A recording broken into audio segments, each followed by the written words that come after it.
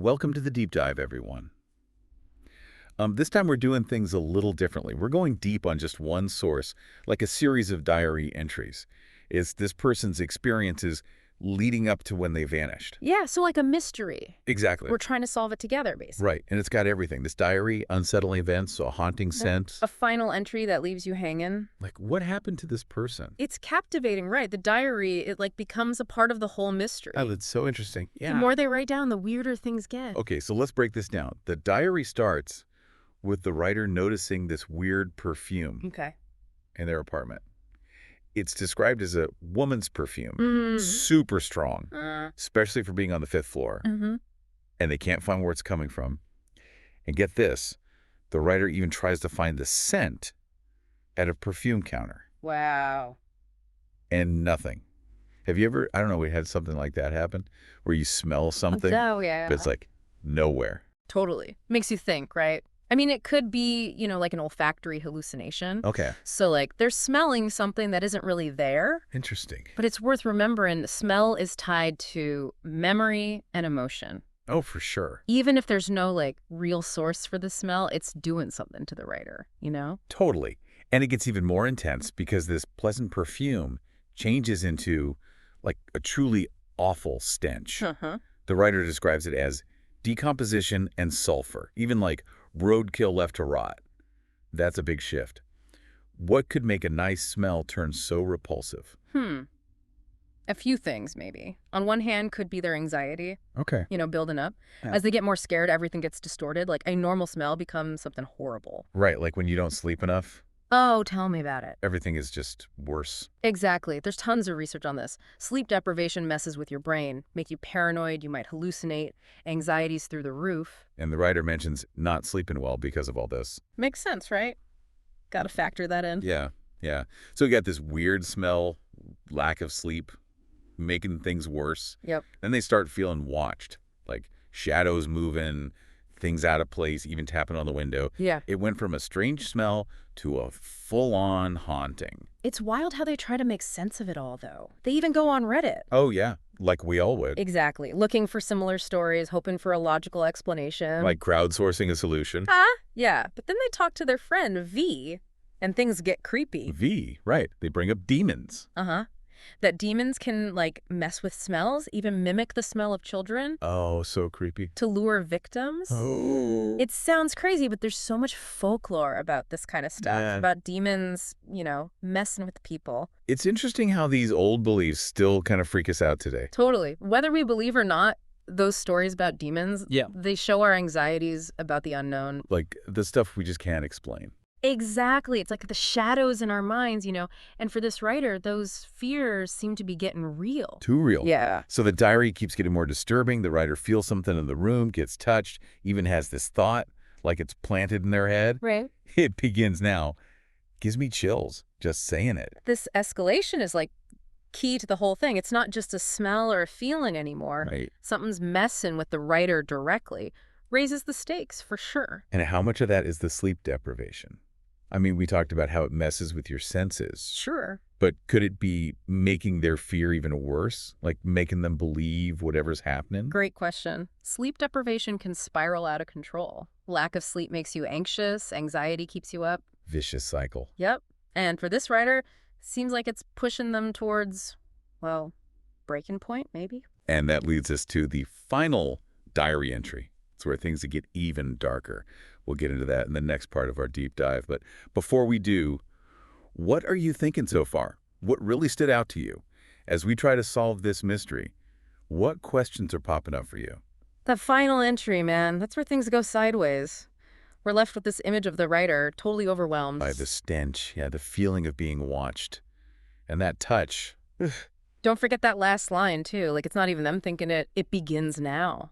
It's like they're losing themselves, becoming a puppet. Right. And this goes back to that sensory manipulation thing, the perfume, the stench, the touch. It's like someone's trying to mess with them. Control them, yeah. So if we're going with the supernatural here, what could be doing this? V mentioned demons, but is anything more specific based on the diary? Well, there's the symbols. The writer sees weird symbols on the walls. Oh. Plus that feeling of being controlled. It might be more than just a haunting, like a specific kind of demon. One that likes to possess or manipulate people, you know? Okay, so not just a haunting, but like demonic influence. Hmm. This is getting complex. Yeah, but gotta remember the psychology too, right? We talked about sleep deprivation, how it messes with your head. Yeah. Could be that the writer's fears are like creating these experiences. It's chicken or the egg, isn't it? Totally. Hard to separate the two. And crazy is the diary itself. The writer thinks writing this stuff down is making it worse. Uh-huh. That's what's so creepy about that last entry. It's like they're giving up. Surrendering. Yeah. And then there's the editor's notes. Adds a whole other layer. Oh, yeah. The fact they experience weird stuff after reading the diary. It's like contagious. Yeah, like the diary's cursed or something. Or portal, maybe. Opening up something bad. Just possibilities, though, right? Gotta be careful. Could also be that the editors, well, influenced by what they read. If you ever watch a scary movie and then, like, every shadow freaks you out all the time. Right. Our brains are primed for that creepy stuff. Yeah. Especially with fear and the unknown. So we can't rule out supernatural, but got to think about the psychological factors too, for the editor. Okay, so to recap, we got maybe a demon, psychological issues, suggestibility, even the diary itself might be a factor. No easy answers here. And it all goes back to what happened to the writer. Did something get them, or did they just snap from all the fear? I don't know, and that's what makes this whole deep dive so interesting. We might never know for sure, but exploring the possibilities, looking at the evidence, that's what we're doing here. Yeah, and sometimes those unanswered questions are the ones that really get you thinking, Totally. It's not always about finding the solution. It's about the mystery, the unknown. This diary, it's like a window into how our minds work, how our beliefs and fears can shape what we see as real. Even in this day and age, there's still stuff we can't explain. And it makes you think, what would you do if you were the writer? Would you try to explain it away, get help, or would you just give in to the fear like they get? That's for everyone listening to decide. Put yourself in their shoes. What would it feel like? What choices would you make? That's what makes these deep dives so cool. It's not just listening, it's thinking about it, connecting with the story. We're not here to give answers, but to get the conversation going, to make you think. And in this case, we're talking about some pretty big stuff. Yeah. Like, what do we believe? How powerful is fear? And the stories we tell ourselves about the world. Speaking of stories, there's someone we haven't talked much about, V, the writer's friend. Yeah. They're an interesting piece of this whole thing. They're the only one the writer tells about all this weirdness. And that suggestion about demons, even though the writer didn't buy it at first, it seems like it really stuck with them. Like a seed, right. Totally. When we're scared and unsure, even a small suggestion can turn into something huge and kind of scary. Makes you wonder about V, though. Were they genuinely worried about their friend? Or were they, I don't know, being manipulative? Good question. We don't really know from the diary, unfortunately. But bringing up demons definitely changed things. It's like V, whether on purpose or not, pushed the writer towards seeing things a certain way. And that makes me think about, like, how much does what we believe actually change what's real? Whoa, big question. I know, right? Philosophers been debating that forever. But with this diary, it's a key part of the story. So we got psychology, the supernatural, and what we choose to believe, all mixed up in this one messed up story.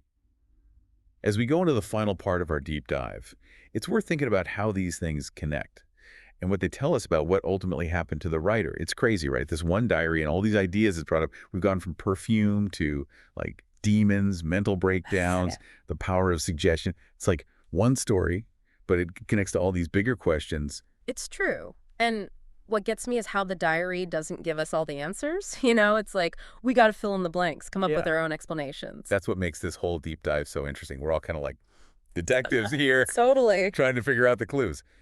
What's the biggest mystery for you so far? Tough one.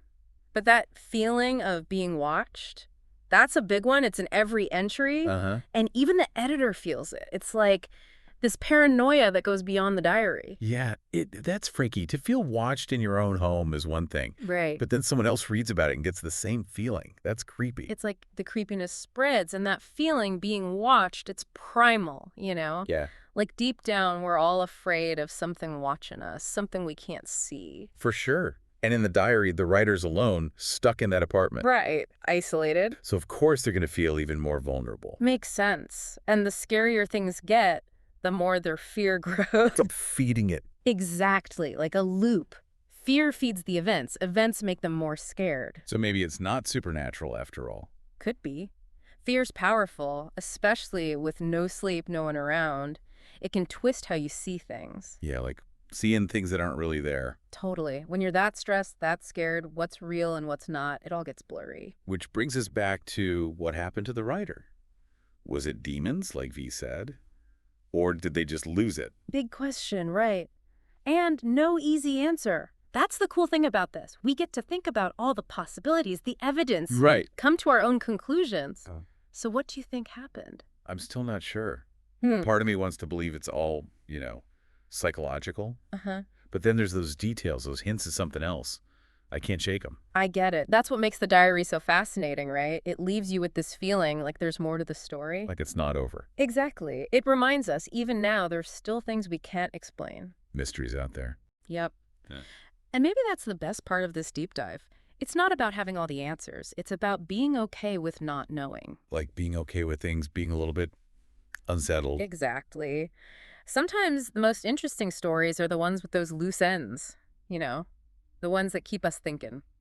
So as we finish up here, I want to encourage everyone to keep thinking about this, about what happened to the writer, about what you believe. What does this story tell you about, about everything? Fear, belief, the mysteries we'll never solve. Yeah, we may never know the whole truth, but exploring these questions, thinking about the human mind, the unknown. That's what makes it so interesting, right? Absolutely. It's a journey and it's worth taking. Thanks for joining us on this deep dive. You got it. Always a pleasure.